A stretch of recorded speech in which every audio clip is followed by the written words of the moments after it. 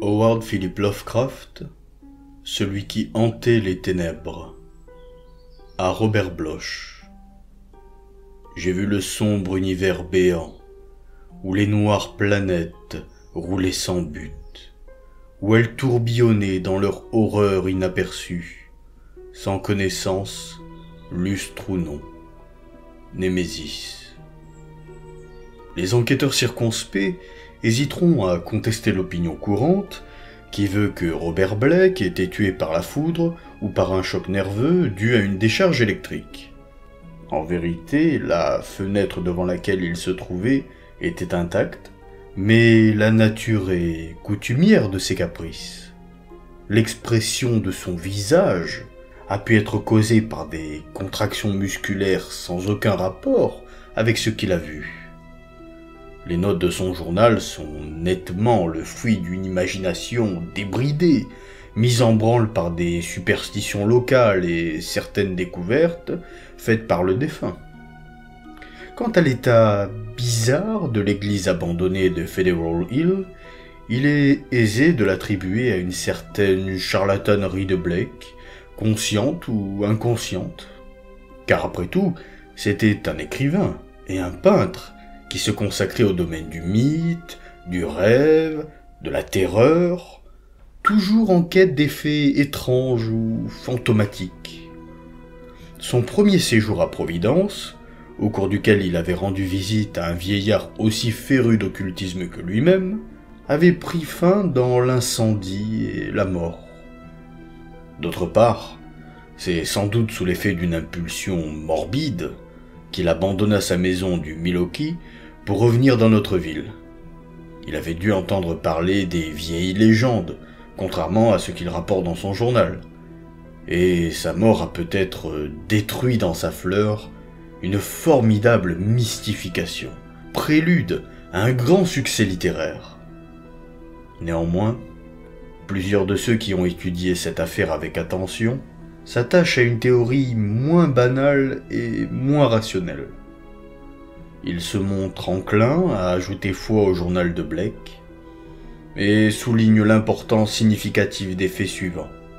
L'authenticité indiscutable du registre trouvé dans la vieille église, l'existence prouvée de la secte impie appelée Sagesse des Étoiles avant l'année 1930, la disparition d'un journaliste trop curieux, Edwin M. Lillibridge, en 1893, et par-dessus tout, l'expression de terreur monstrueuse sur le visage du jeune écrivain mort.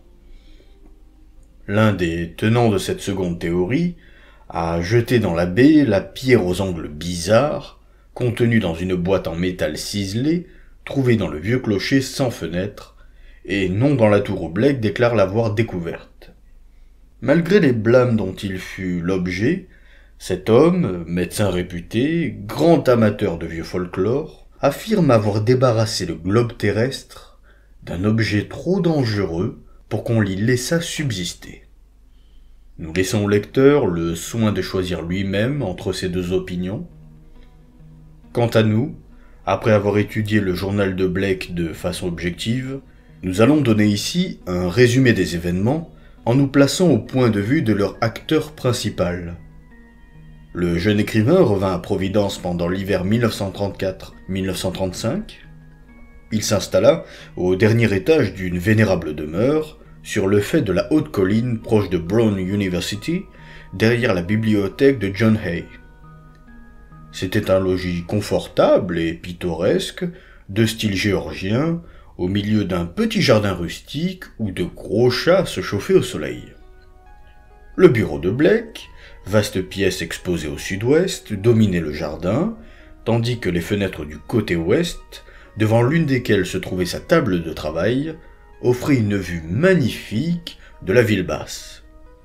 À l'horizon s'étendaient les pentes violettes des collines lointaines, servant de toile de fond à Federal Hill, à 2 miles de distance, où s'étendaient toits et clochers dont les contours prenaient des formes fantastiques au milieu des fumées montant de la ville. Après avoir fait venir la plupart de ses livres, Blake acheta quelques vieux meubles en harmonie avec la maison, puis il se mit à peindre et à écrire, vaquant lui-même aux soins du ménage. Son atelier se trouvait dans une chambre mansardée exposée au nord. Au cours de ce premier hiver, il rédigea 5 de ses meilleures nouvelles. Celui qui fouissait la terre, L'escalier de la crypte, Shagaï, La vallée de Pnat, Le convive venu des étoiles. Il peignit également plusieurs tableaux, études de monstres innommables et paysages surnaturels. Au crépuscule, il restait souvent assis à sa table de travail pour contempler rêveusement le spectacle offert à sa vue. Les tours sombres de Memorial Hall, le beffroi du palais de justice, la hauteur spectrale de Federal Hill, qui stimulait si fort son imagination. Ses voisins lui avaient appris que c'était un quartier italien, et que, de temps à autre, il braquait ses jumelles de campagne sur cet univers lointain en se demandant quel mystère il pouvait bien renfermer. Il avait l'impression de regarder un monde fabuleux, très différent du nôtre, semblable à ceux de ses nouvelles et de ses tableaux. Une énorme église aux murs sombres exerçait sur lui une attraction particulière. Elle se détachait très nettement à certaines heures de la journée, et au crépuscule, le grand clocher pointu dressait sa masse noire sur le ciel flamboyant. Elle devait être bâtie sur une élévation de terrain, car sa façade et son côté nord dominaient hardiment l'enchevêtrement des toits qui l'entouraient. D'un aspect très austère, elle semblait être construite en pierre. Elle appartenait au style néo-gothique et devait dater de 1810 à 1815. À mesure que les mois s'écoulaient, Blake contemplait avec un intérêt toujours croissant cette construction rébarbative. Les fenêtres n'étant jamais éclairées, il en avait conclu que l'église devait être désaffectée. Plus il la regardait, plus son imagination s'échauffait et lui inspirait des conceptions bizarres. Il en vint à croire qu'une aura de désolation planait sur ce lieu, si bien que même les pigeons et les hirondelles évitaient son toit enfumé. Il consigna dans son journal que de grands vols d'oiseaux entouraient tous les autres clochers de la ville, à l'exception de celui-là. Au printemps, Blake fut en proie à une agitation profonde. Il avait commencé un roman basé sur une prétendue survivance du culte des sorcières dans le Maine, mais il était incapable d'en continuer la rédaction. Il s'absorbait de plus en plus dans la contemplation du farouche clocher dont s'écartaient les oiseaux, et restait aveugle à la beauté des feuilles délicates nouvellement écloses sur les arbres du jardin. C'est alors que lui vint pour la première fois l'idée de traverser la ville pour gravir la pente fabuleuse menant à ce monde de rêve. À la fin avril, peu de temps avant la date de la nuit de Walpurgis, Blake se mit en route vers l'inconnu. Après avoir parcouru les rues et les places de la ville basse, il arriva enfin à l'avenue montante, bordée de perrons de pierre usée, de porches doriques affaissées et de coupoles de verre encrassées qui devaient les conduire au terme de son expédition. Bientôt, il remarqua les visages basanés des passants et les enseignes en langue étrangère au-dessus des boutiques. Il ne put trouver nulle part les objets qu'il avait discernés de loin grâce à ses jumelles, et il en vint à se demander, une fois de plus, si Federal Hill n'appartenait pas au domaine des rêves. De temps en temps apparaissait la façade lépreuse d'une église ou d'un clocher croulant, mais il ne voyait jamais la noire bâtisse qu'il cherchait. Il demanda à un commerçant où se trouvait une grande église de pierre. L'homme répondit en souriant qu'il n'en avait jamais entendu parler. À mesure que Blake montait, le labyrinthe des ruelles devenait de plus en plus étrange. Il traversa 2 ou 3 larges avenues, puis interrogea un second boutiquier. Cette fois, il aurait pu jurer que son interlocuteur feignait l'ignorance. Il vit passer une expression de terreur sur le visage basané de l'homme, qui fit un curieux signe de la main droite. Soudain, un clocher noir se détacha sur le ciel nuageux, à sa gauche. Blake comprit qu'il touchait au but, et se plongea dans le labyrinthe de ruelles sordides, partant de l'avenue.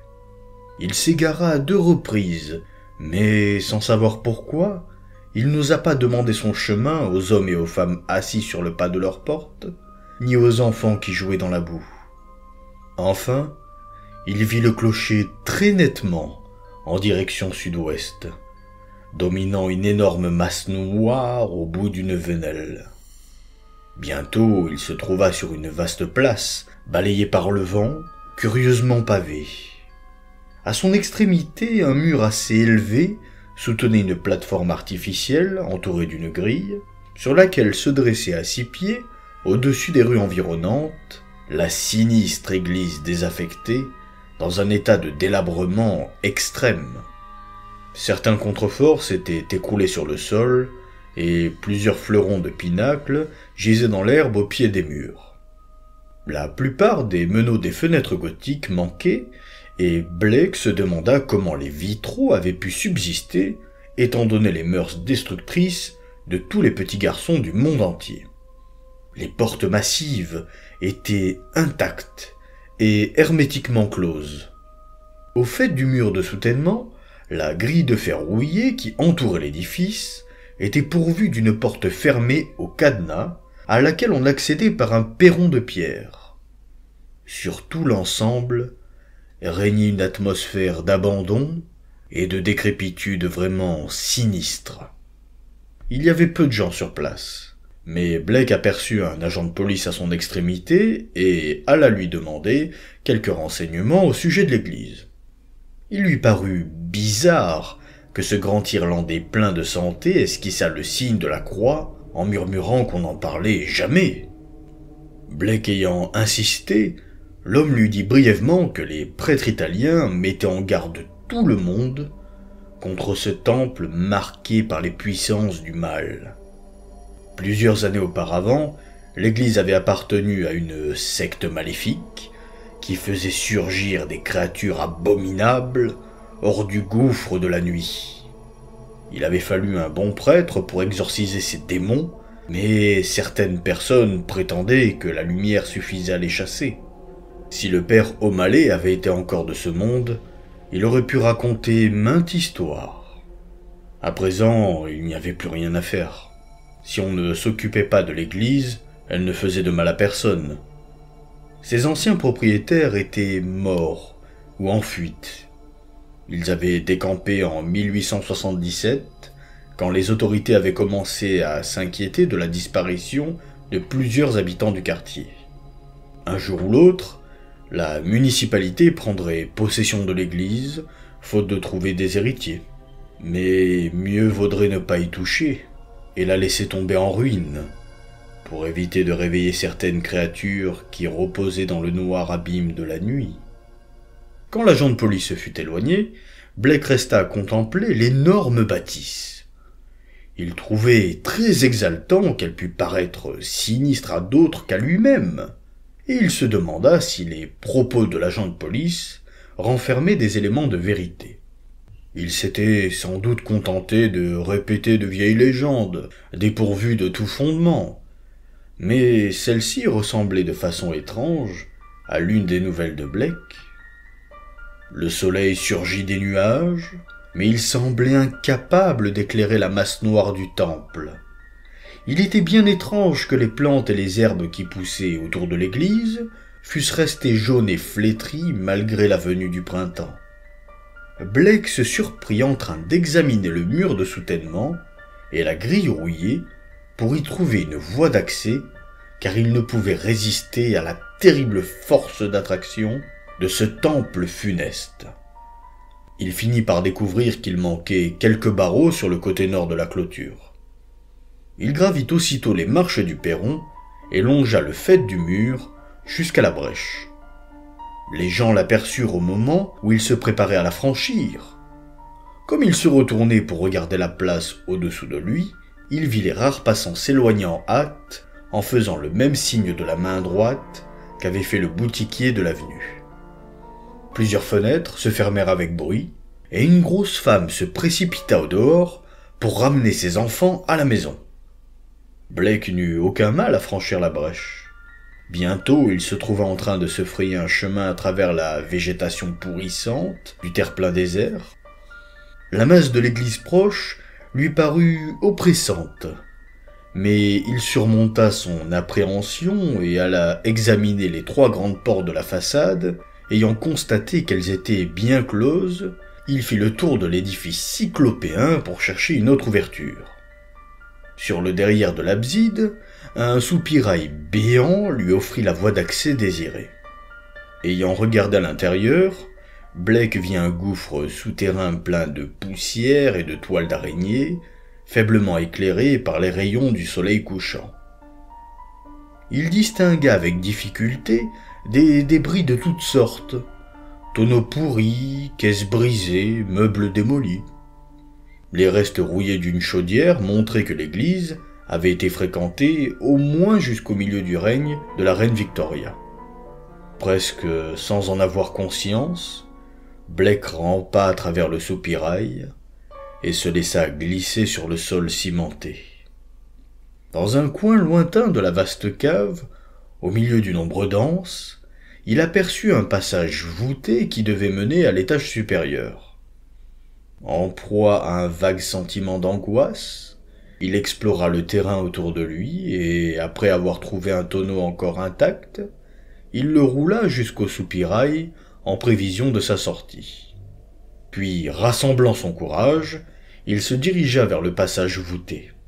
À demi étouffé par la poussière omniprésente, couvert de toiles d'araignée, il atteignit enfin les degrés de pierre usée et commença à les gravir dans le noir.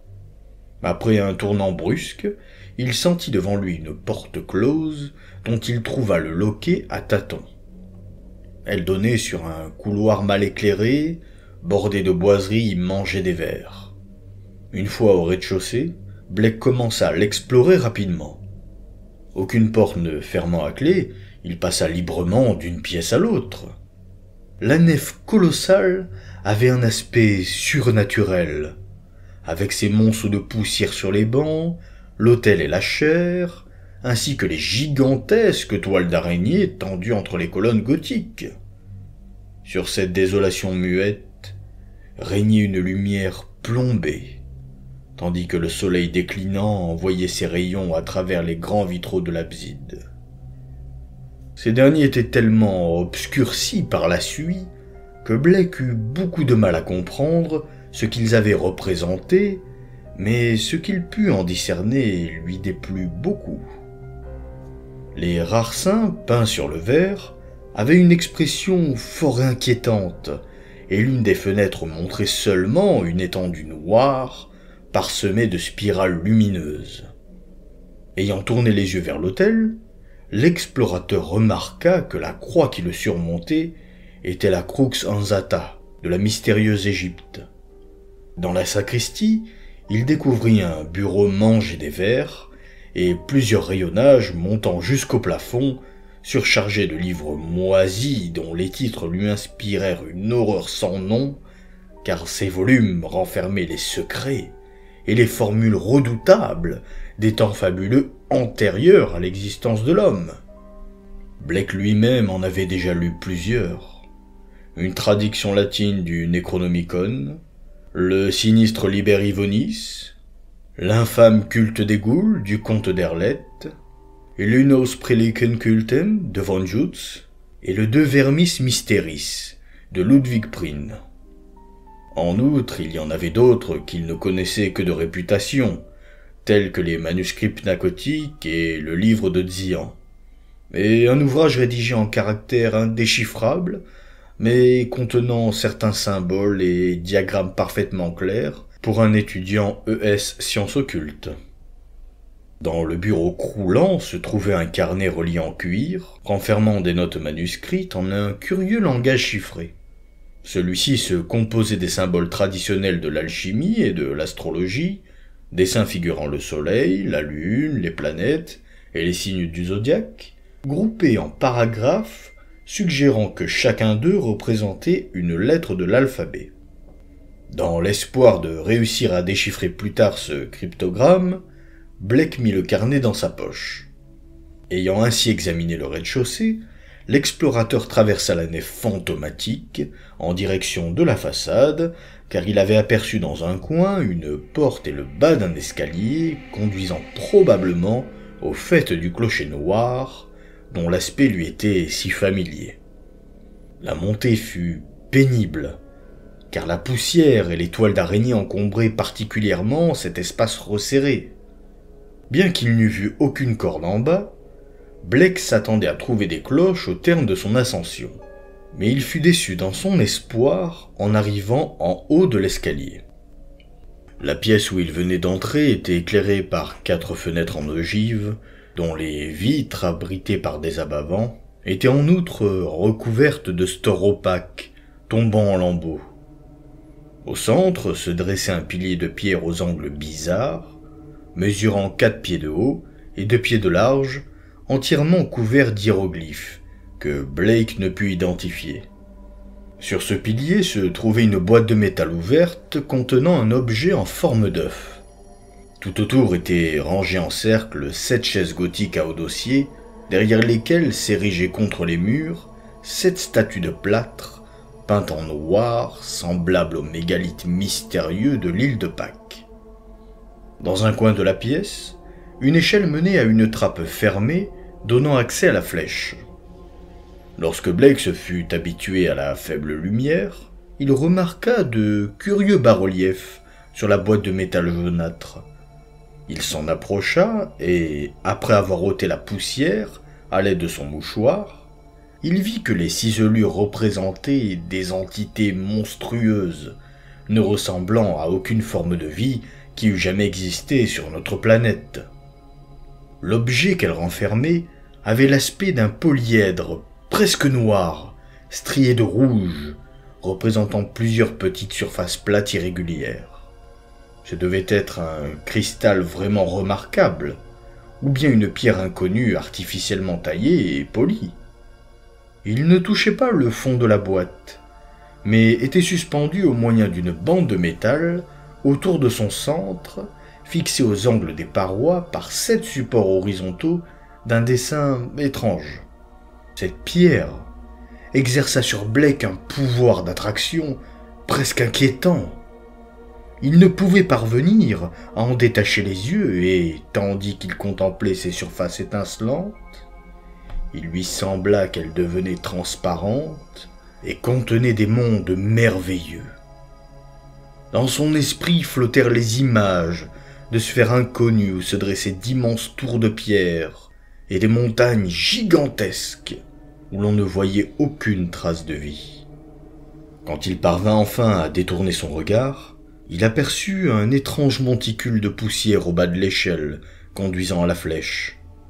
Sous l'effet d'une impulsion inconsciente, il s'en approcha, discerna des contours qui lui parurent sinistres, et, après avoir enlevé la poussière à grands coups de mouchoir, découvrit un squelette humain. Les lambeaux d'étoffe qui subsistaient encore avaient fait partie d'un complet gris. Il y avait aussi d'autres indices: souliers, gros boutons de manchette, épingles de cravate d'un modèle suranné, un insigne de journaliste portant le nom du Providence Telegram et un portefeuille de cuir tout moisi. Blake examina ce dernier avec soin. Il y trouva plusieurs billets de banque anciens, un petit calendrier de 1893, quelques cartes de visite au nom d'Edwin M. Lillibridge et une feuille de papier couverte de notes au crayon qu'il se mit à lire à la faible clarté du soleil déclinant. Professeur Enoch Bowen revient d'Égypte en mai 1844. Achète la vieille église de la Libre Volonté en juillet. Ses travaux d'archéologie et d'occultisme sont bien connus. Le Dr Brown met ses fidèles en garde contre la sagesse des étoiles dans Sermon du 29 décembre 1844. 97 fidèles à la fin de 1845. 1846, 3 disparitions. Première mention du trapézoèdre. 7 disparitions en 1848. Première rumeur concernant le sacrifice du sang. Enquête de 1853 ne révèle rien. Histoire de bruit suspect. Le père O'Malley parle du culte diabolique, au moyen d'une boîte trouvée dans ruines égyptiennes. Prétend qu'il évoque une créature qui ne peut se manifester que dans les ténèbres. Ce renseignement doit lui venir de la confession suprême de Francis X. Aimé, qui est devenu membre de la Sagesse des Étoiles en 1849.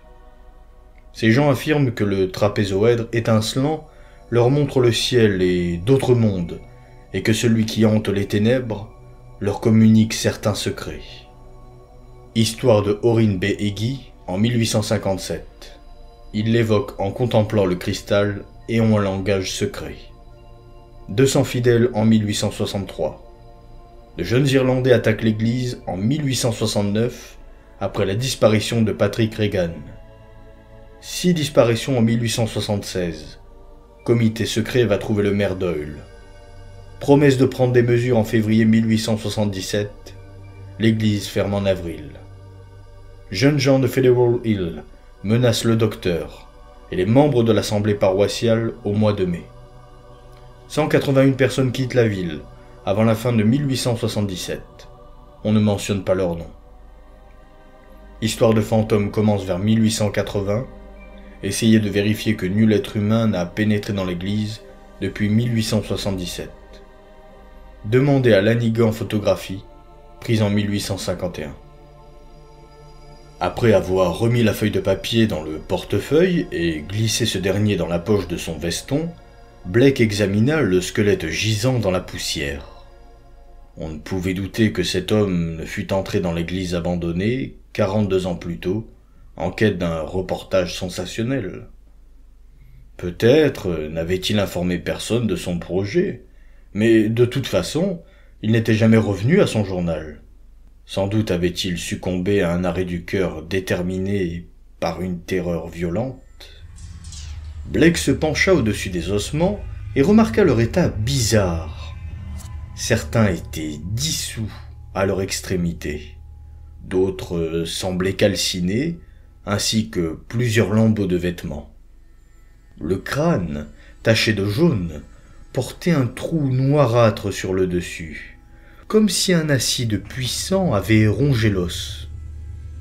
Sans avoir eu le temps de s'en rendre compte, Blake se trouva en train de regarder à nouveau la pierre étincelante, dont l'influence suscitait dans son esprit une série d'étranges images. Il vit des cortèges de silhouettes encapuchonnées, revêtues de longues robes, dont les contours n'étaient pas humains, et contempla un désert infini où s'alignaient des monolithes démesurés. Il vit des tours et des murailles dans les sombres abîmes de la mer, et de vertigineux espaces aériens où flottaient des lambeaux de brume noire sur un arrière-plan de vapeur violette tremblotante.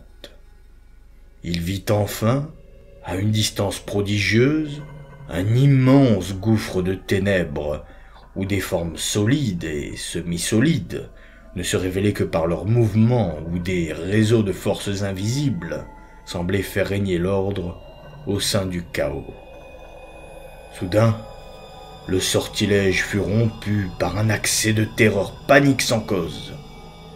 Blake détourna les yeux de la pierre, car il avait conscience qu'une présence amorphe l'observait avec une extrême attention. Il se sentait la proie d'une chose indéfinissable. Une chose qui n'était pas dans la pierre, mais l'avait regardé à travers la pierre. Une chose qui ne cesserait jamais de le suivre, et dont il n'aurait jamais une connaissance visuelle. De toute évidence, ce lieu maléfique lui nouait les nerfs. En outre, la lumière du soleil devenait de plus en plus faible, et il lui faudrait bientôt partir, car il n'avait pas de quoi s'éclairer. À ce moment, il crut apercevoir une légère trace lumineuse dans la pierre, aux angles étranges. Était-elle donc phosphorescente ou radioactive? Les notes du journaliste n'avaient-elles pas mentionné un trapézoèdre étincelant? Que s'était-il passé dans ce repère d'une puissance maléfique? Quelle entité funeste pouvait encore s'embusquer dans ce sombre édifice dont s'écartaient les oiseaux? Il lui semblait à présent qu'une vague puanteur montait non loin de lui, bien qu'il ne pût en deviner l'origine. Blake referma brusquement le couvercle de la boîte. Le cliquetis sec fut suivi d'un faible bruit paraissant provenir de la flèche. C'étaient des rats, sans doute, les seuls êtres vivants qui eussent révélé leur présence depuis son entrée dans l'édifice maudit. Néanmoins, ce bruit lui inspira une crainte épouvantable. Il se précipita dans l'escalier en colimaçon, traversa la nef fantomatique et la cave voûtée, pour gagner enfin, à travers le soupirail, la place déserte et les ruelles de Federal Hill, en direction du paisible quartier de l'université. Au cours des jours suivants, Blake ne souffla mot de son expédition à personne. Par contre, il se plongea dans la lecture de certains livres, examina les collections de vieux journaux et travailla fiévreusement à déchiffrer le cryptogramme qu'il avait découvert dans la sacristie. La besogne n'était pas facile. Après une longue période d'efforts, il fut convaincu qu'il ne pouvait être rédigé ni en anglais, ni en grec, ni en français, ni en espagnol, ni en latin, ni en allemand. Il allait être obligé de puiser aux sources les plus profondes de son étrange érudition. Chaque soir, il éprouvait la même impulsion qui l'amenait à regarder vers l'ouest. Il voyait comme autrefois le clocher noir se dresser au-dessus des toits d'un univers fabuleux, mais à présent, l'édifice était empreint à ses yeux d'une horreur nouvelle.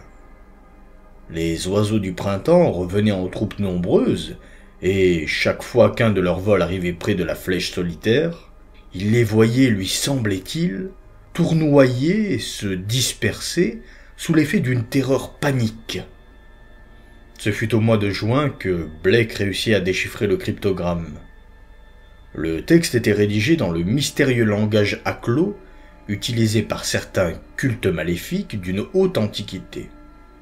Dans son journal, l'écrivain se montre curieusement réticent au sujet des résultats obtenus.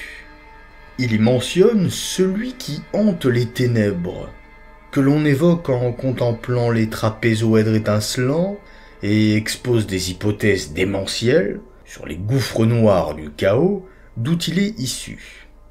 Cette entité possède l'omniscience et exige des sacrifices monstrueux.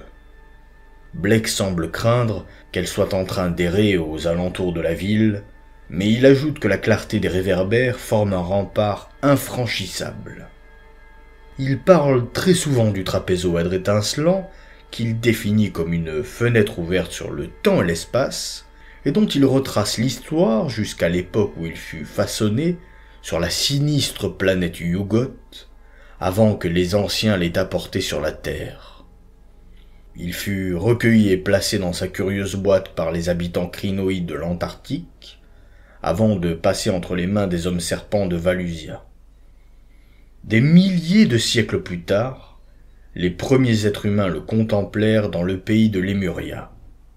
Ensuite, il traversa des contrées et des mers très étranges et s'enfonça dans les flots avec l'Atlantide. Un pêcheur de Minos le recueillit dans ses filets, puis le vendit à des marchands de la mystérieuse ville de Kem. Le pharaon Nephremka fit bâtir autour de lui un temple sans fenêtres et accomplit de tels actes que son nom fut effacé sur tous les monuments. Ensuite, la pierre funeste reposa dans les ruines de cet édifice maudit, détruit sur l'ordre du nouveau pharaon jusqu'à ce qu'elle fût découverte au cours de fouilles archéologiques et recommença à tourmenter l'humanité. Au début de juillet, le journal de Blake mentionne certains articles de la presse locale qui semblent justifier ses appréhensions. Ces articles rapportaient qu'une nouvelle crainte régnait dans le quartier de Federal Hill depuis qu'un inconnu était entré dans l'église redoutable. Les Italiens murmuraient entre eux qu'on entendait des bruits étranges dans la flèche du clocher, et demandaient à leurs prêtres de chasser une entité qui hantait leurs rêves. Ils prétendaient qu'une créature monstrueuse guettait perpétuellement à une porte du temple abandonné afin de voir s'il faisait assez sombre pour s'aventurer au dehors. Les reporters se contentaient de parler des superstitions locales, mais ils ne remontaient pas plus avant. En relatant ces faits dans son journal, Blake exprime un curieux remords, parle d'enfouir le trapézoèdre étincelant et de chasser l'entité qu'il a suscitée sans le vouloir, en faisant entrer la lumière du jour dans la hideuse flèche. Il reconnaît partout qu'il éprouve, même dans ses rêves, le désir morbide de visiter à nouveau le clocher et de contempler les secrets cosmiques de la pierre brillante. Le 17 juillet au matin, un article du Journal concernant l'agitation du quartier de Federal Hill plongea Blake dans une horreur profonde. Au cours de la nuit précédente, un orage avait causé une panne d'électricité et pendant 1 heure, les Italiens avaient failli devenir fous de terreur.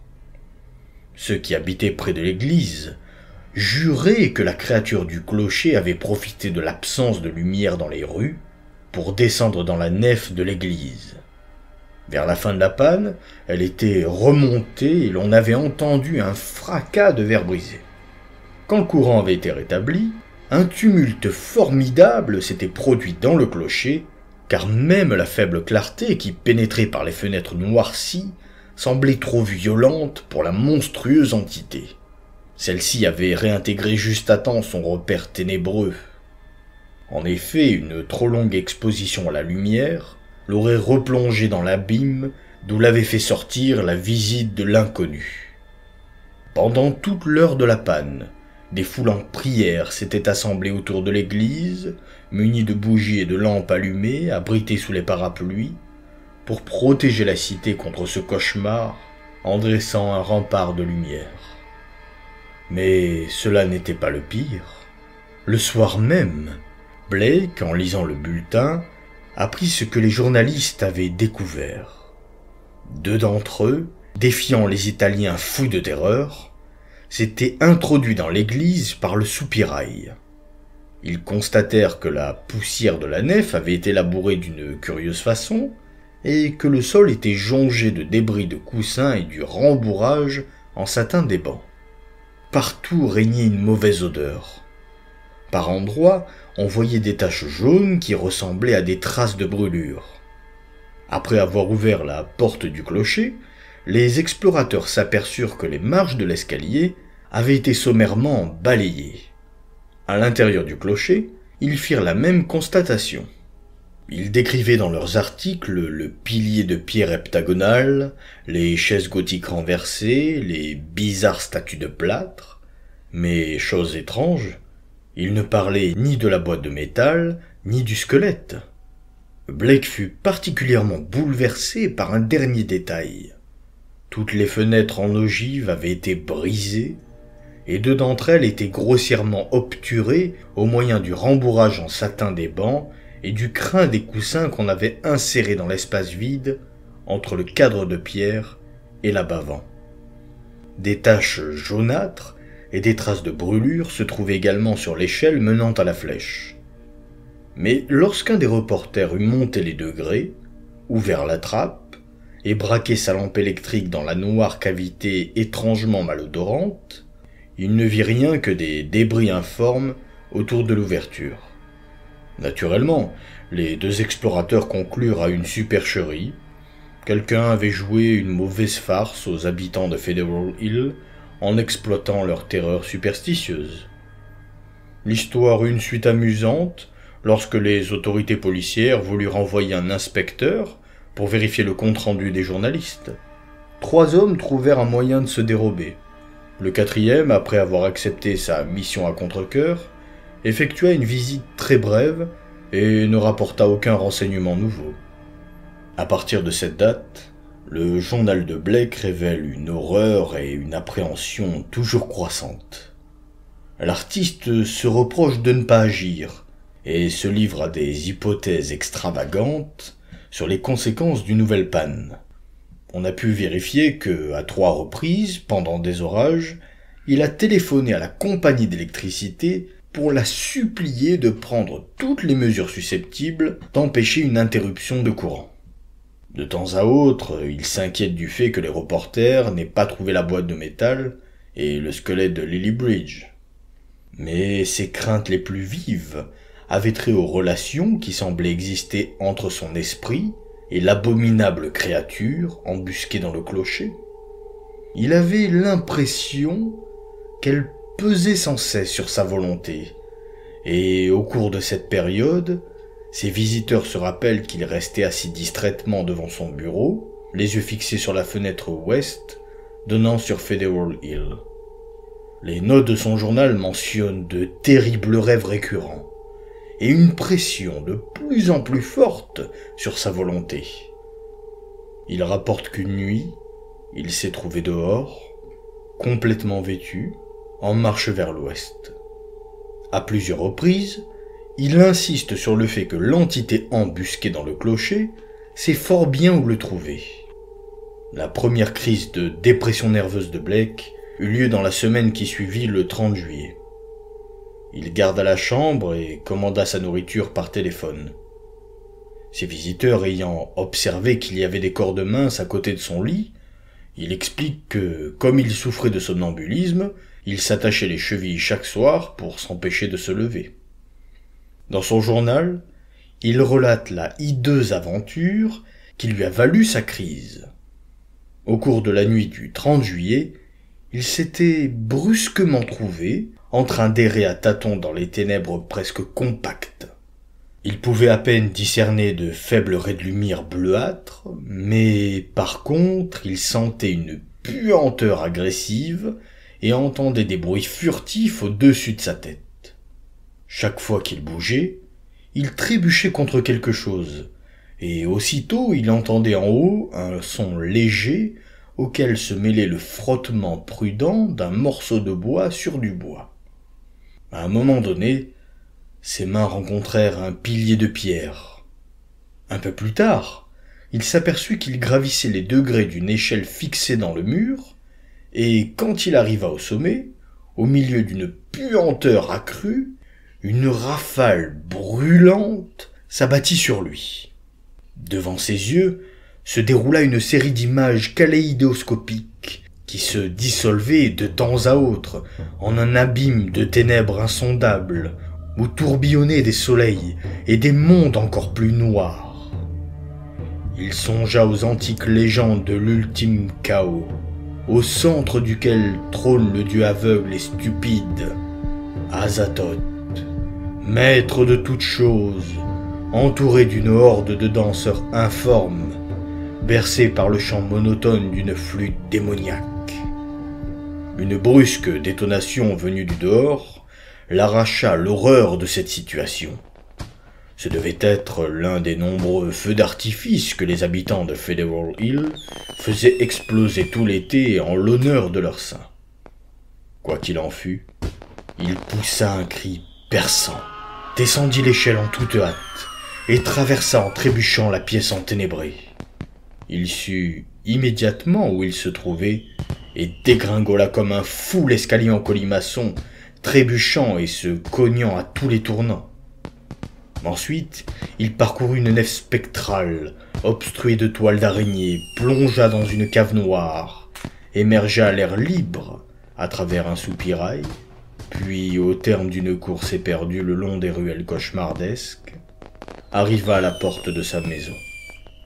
Le matin, en reprenant conscience, il se trouva étendu sur le parquet de son bureau, complètement vêtu.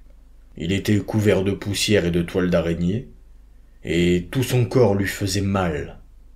Quand il se regarda dans un miroir, il vit que ses cheveux étaient fortement roussis. En outre, une étrange odeur s'attachait à ses vêtements. C'est alors que ses nerfs cédèrent. Au cours de la semaine suivante, il resta enfermé et enveloppé dans une robe de chambre, consacrant tout son temps à regarder par la fenêtre ouest et à écrire dans son journal. Le grand orage éclata le 8 août, juste avant minuit. La foudre frappa à plusieurs reprises dans tous les quartiers de la ville. La pluie tomba à torrents tandis que des roulements de tonnerre continus empêchaient des milliers de gens de dormir. Blake fut en proie à une terreur folle, à l'idée d'une panne possible. Il essaya de téléphoner à la compagnie d'électricité vers 1 heure du matin, mais le service avait été interrompu temporairement pour des raisons de sécurité. Il nota tous ces détails dans son journal, et son écriture déformée, souvent illisible, révèle un désespoir frénétique. Il devait rester dans l'obscurité pour voir par la fenêtre, et il semble qu'il ait passé la majeure partie de son temps assis à son bureau, regardant à travers le rideau de la pluie les lumières lointaines marquant l'emplacement de Federal Hill. Parfois, il traçait quelques mots en aveugle, si bien que les 4 phrases suivantes se trouvaient étalées en 2 pages. Il ne faut pas que la lumière s'éteigne. Elle sait où je suis. Je dois la détruire. Elle m'appelle. Mais peut-être ne me veut-elle pas de mal. Puis la panne tant redoutée se produisit dans la ville entière, exactement à 2h12, selon les registres de la station génératrice. Le journal de Blake porte cette seule indication. Lumières éteintes, Dieu me vienne en aide. Dans le quartier de Federal Hill, il y avait des guetteurs aussi anxieux que lui. Des groupes d'hommes arpentaient la place et les ruelles autour de l'église maudite, portant des bougies abritées sous des parapluies, des lampes électriques, des lanternes, des crucifix et des amulettes. Ils bénissaient tous les éclairs et faisaient d'étranges signes de crainte avec la main droite chaque fois que l'orage semblait s'apaiser. Une rafale ayant éteint les bougies, la place fut plongée dans les ténèbres. Quelqu'un alla réveiller le père Merluzzo de l'église Spirito Santo. Il se hâta de gagner le lieu et de prononcer des exorcismes. Des bruits étranges se faisaient entendre dans le clocher. On sait exactement ce qui se passa à 2h35 grâce au témoignage de plusieurs personnes. Le prêtre lui-même, jeune homme intelligent et cultivé, l'agent de police William G. Monham, qui s'était arrêté au cours de sa ronde pour surveiller la foule, enfin les 78 Italiens massés au pied du mur de soutènement du côté de la façade est. Certes, on peut attribuer à cet incident des causes naturelles. Certaines réactions chimiques ont pu se produire dans cette vieille bâtisse déserte et mal aérée. Vapeur méphitique, combustion spontanée, pression de gaz engendrée par la décomposition, voilà quelques-unes des nombreuses explications possibles. Ce fut une chose assez simple en vérité, et qui ne dura pas plus de 3 minutes. Cela commença par des bruits de plus en plus nets à l'intérieur du clocher, et des exhalaisons de plus en plus fétides provenant de l'église. Puis il y eut un fracas de bois brisé, et une lourde masse vint s'abattre sur le sol dans la cour de la façade est.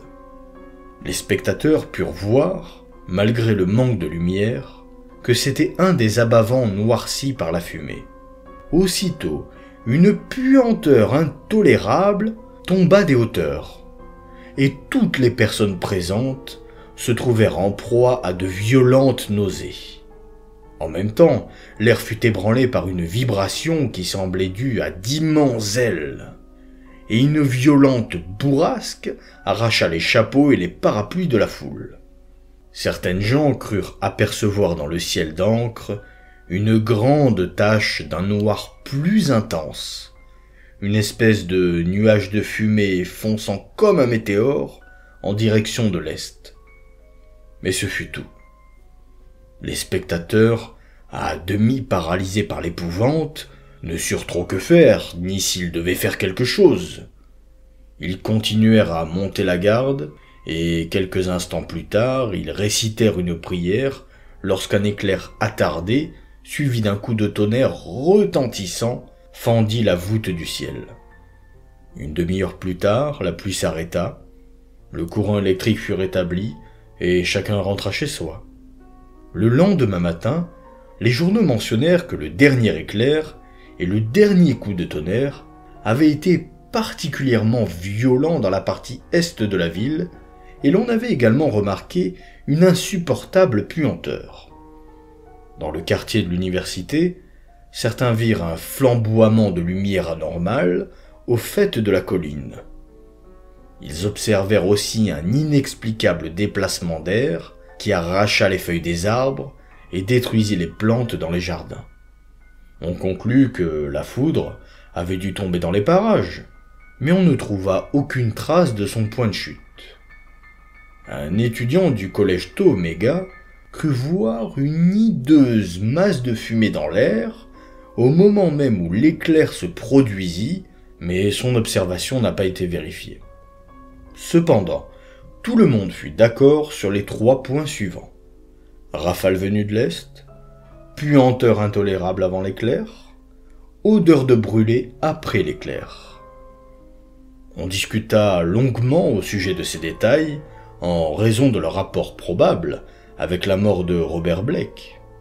Des étudiants du collège Psi Delta, dont les fenêtres de derrière donnaient sur le bureau de l'écrivain, remarquèrent le visage blême à la fenêtre ouest, le 9 juillet au matin, et lui trouvèrent une expression bizarre. Quand ils virent le même visage dans la même position le soir venu, ils commencèrent à s'inquiéter, allèrent sonner à l'appartement, puis, en désespoir de cause, firent enfoncer la porte par un agent de police. Le cadavre rigide était assis à son bureau, et les visiteurs détournèrent la tête avec horreur, en voyant les yeux vitreux et les traits convulsés qui exprimaient une atroce épouvante. Peu de temps après, le médecin de l'état civil procéda à un examen. Bien que la fenêtre fût intacte, il attribua la mort à un choc électrique ou à une tension nerveuse déterminée par un choc électrique. Il n'accorda aucune attention à la hideuse expression du visage, estimant qu'elle devait être le résultat normal du traumatisme. Jusqu'au dernier moment, Blake avait écrit dans son journal. Sa main droite crispée étreignait encore son crayon lorsque les étudiants et l'agent de police pénétrèrent dans la pièce.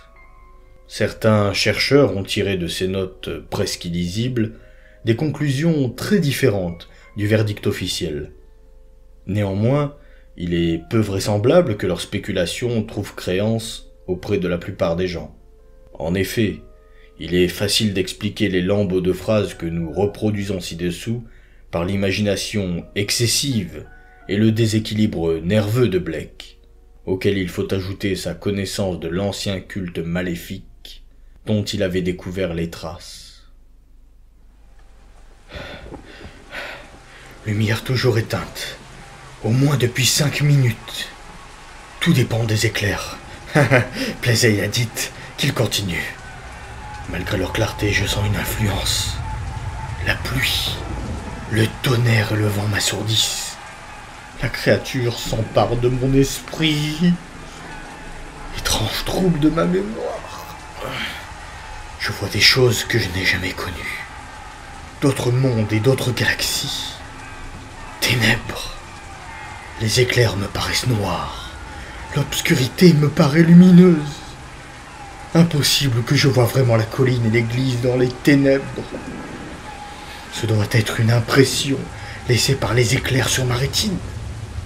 Fasse le ciel que les Italiens soient dehors avec leurs bougies si les éclairs viennent à s'arrêter. De quoi ai-je peur? N'est-ce pas un avatar de Nyarlathotep qui, dans la mystérieuse Kem, prit la forme d'un homme? Je me rappelle Yugot et aussi Shagai, et le vide ultime des planètes noires. L'immense vol à travers le vide ne peut traverser l'univers de la lumière. Recréé par les pensées prisonnières du trapézoèdre étincelant. Je me nomme Blake, Robert Harrison Blake, 620 East Knapp East, Milwaukee, Wisconsin. Je suis sur cette planète. Azathoth, aie pitié de moi. Les éclairs ne brillent plus. Horrible. Je peux tout voir. grâce à un sens monstrueux qui n'est pas le sens de la vue. La lumière et l'obscurité la lumière. Ces gens sur Federal Hill montent la garde. Bougies et amulettes. Leurs prêtres. Sens de la distance abolie. Ce qui est loin est près, ce qui est près est loin. Pas de lumière, pas de jumelles.